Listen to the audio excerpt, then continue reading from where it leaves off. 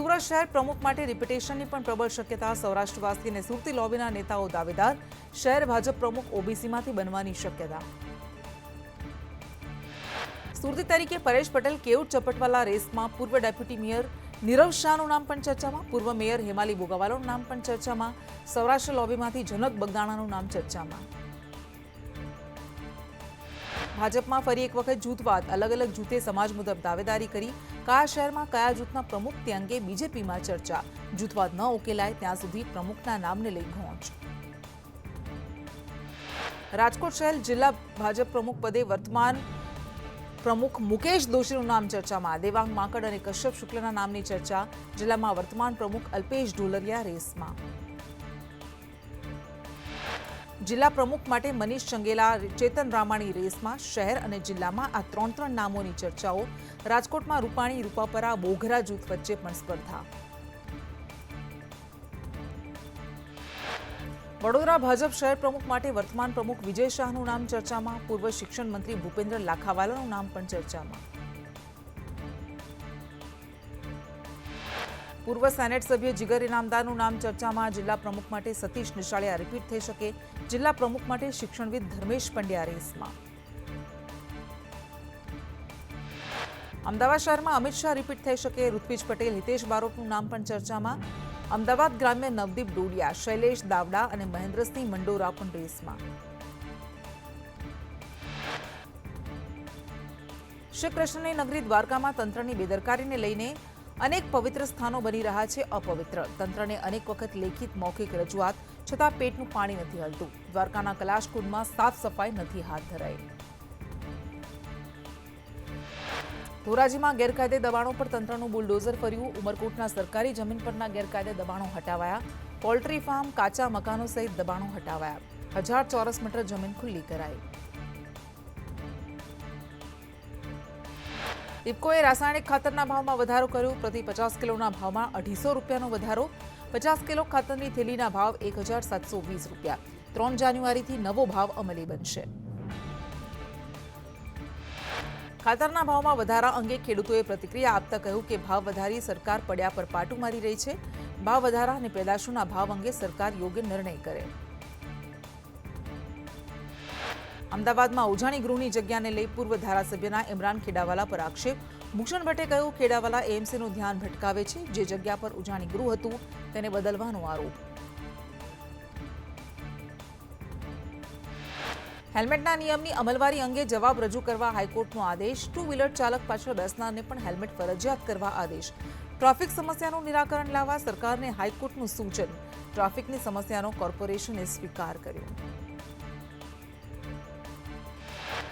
પ્રદૂષણ ઘટાડવા એએમસીનો નવો પ્રયાસ. અગાશીમાં બગીચો, પોકોલેટિંગ વેલ હશે તો ટેક્સમાં લાભ થશે.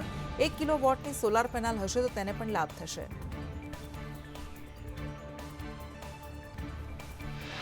ધોરણ 10-12ના વિદ્યાર્થીઓ માટે ડીઓએ હેલ્પલાઇન નંબર જાહેર કર્યો. હેલ્પલાઇન નંબર મારફતે વિદ્યાર્થીઓ અને વાલીઓ પ્રશ્નો પૂછી શકશે. વિદ્યાર્થીઓમાં ડર ન રહે તે માટે સારથી હેલ્પલાઇન શરૂ.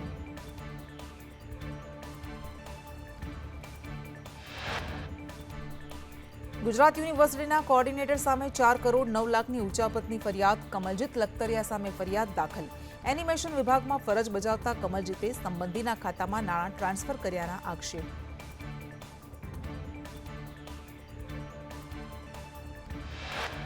મિલોની સરકારી જમીન વેચી દીધી હોવાના કોંગ્રેસ નેતા અમિત ચાવડાના આક્ષેપ. અમિત ચાવડાએ તપાસ કરવાની માંગને લઈ સીએમને પત્ર લખ્યો. સીઆઈડી ક્રાઇમને જમીન વેચી દેનાર સામે તપાસ કરવાની માંગ કરી.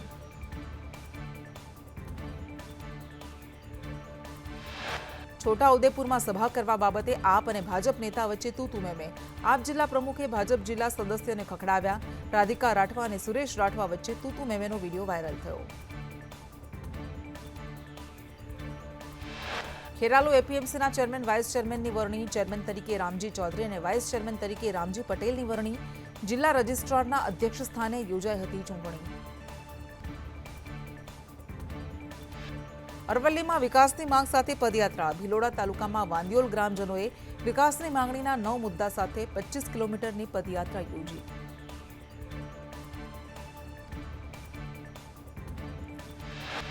સુરતના ઉધનામાં પ્લેટફોર્મ બનાવવામાં ચૂક. અધૂરો બનેલો પ્લેટફોર્મ લોકોના જીવ માટે જોખમ. પ્લેટફોર્મ નંબર 6 પર મુસાફરોને ભારે હાલાકી.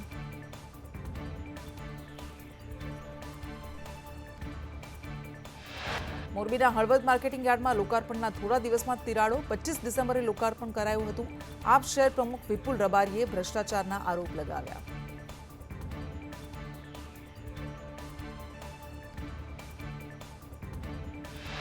રાજ્યભરમાં રોડ સેફટી અભિયાનનો પ્રારંભ. ગાંધીનગર સચિવાલય બહાર ટ્રાફિક પોલીસની ડ્રાઈવ. હેલ્મેટ, સીટબેલ્ટ વગર આવતા કર્મચારીઓ દંડાયા.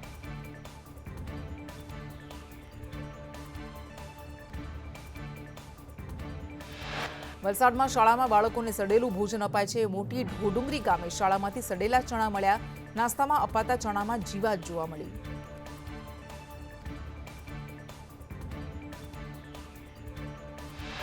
અમદાવાદના જુહાપુરામાં ગેરકાયદે 10 થી 12 દુકાનો માલિકોએ જાતે તોડી નાખી. 200 થી વધુ કમર્શિયલ અને 80 થી વધુ મકાન હજુ દૂર કરાશે. ટ્રાફિકની સમસ્યાને લઈ ગેરકાયદે બાંધકામ દૂર કરાયા.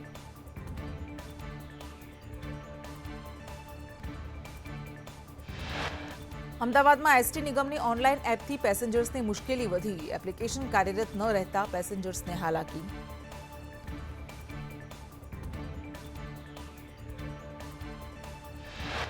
ખેડાની રામોલ હાઈસ્કૂલમાં પ્રિન્સિપાલને લગ્નમાં જવું હતું તો સ્કૂલનો સમય ફેરવ્યો. સ્કૂલનો ટાઈમ 7:30 થી 12:30 વાગ્યાનો હતો, પણ વિદ્યાર્થીઓને 9:30 વાગ્યે જ સ્કૂલમાંથી છૂટા કરી દીધા.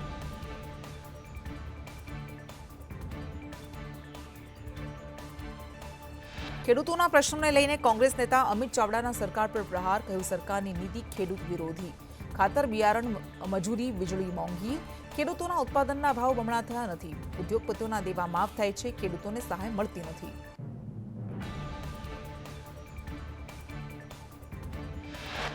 બગદાણામાં પૂજ્ય સંત શ્રી બજરંગદાસ બાપાની 48મી પુણ્યતિથિની ધામધૂમથી ઉજવણી. અંદાજિત 1.5 થી 2 લાખ ભક્તોએ દર્શનનો લાભ લીધો. લોકોની ભીડને લઈ એસટી વિભાગે એક્સ્ટ્રા બસ દોડાવી.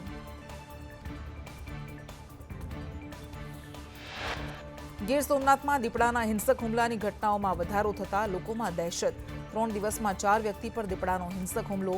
વન વિભાગે દીપડાને પકડવા પાંજરા મૂક્યા, પણ શાતિર દીપડો પાંજરામાં નથી આવી રહ્યો.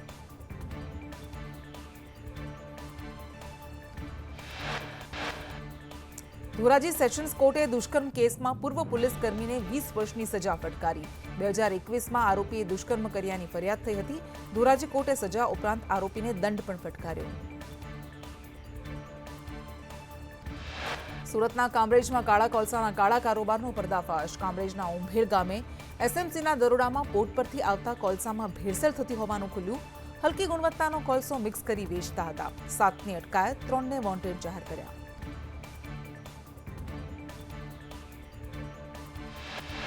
ખંભાતમાં કોન્સ્ટેબલ લાંચ લેતા ઝડપાયો. પોદારુ કેસમાં નામ ન ખુલવા 1.5 લાખની લાંચ માંગી હતી.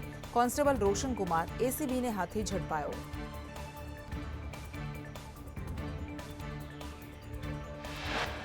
હવામાન વિભાગની આગાહી અનુસાર ઉત્તર પૂર્વના પવન ફૂંકાતા ઠંડીનો અનુભવ.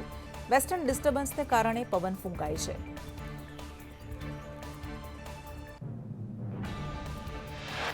નલિયાનું લઘુત્તમ તાપમાન 6 ડિગ્રી નોંધાયું. અમદાવાદનું લઘુત્તમ તાપમાન 13.7 ડિગ્રી નોંધાયું.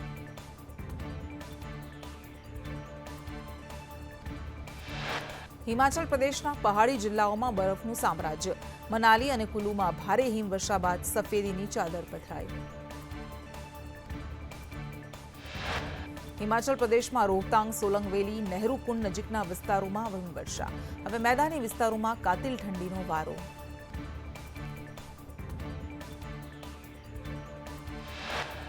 જમ્મુ કાશ્મીરના પુલવામામાં ભારે હિમવર્ષાને કારણે મેદાની વિસ્તારો બરફથી ઢંકાયા. રસ્તાઓ પર બરફના થડ જામ્યા.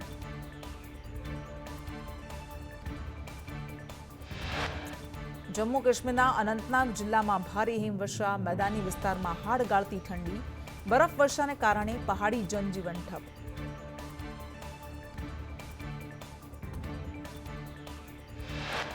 જમ્મુ કાશ્મીરના ડોડામાં ભારે હિમવર્ષા. બરફવર્ષાને કારણે રસ્તાઓ બંધ થયા.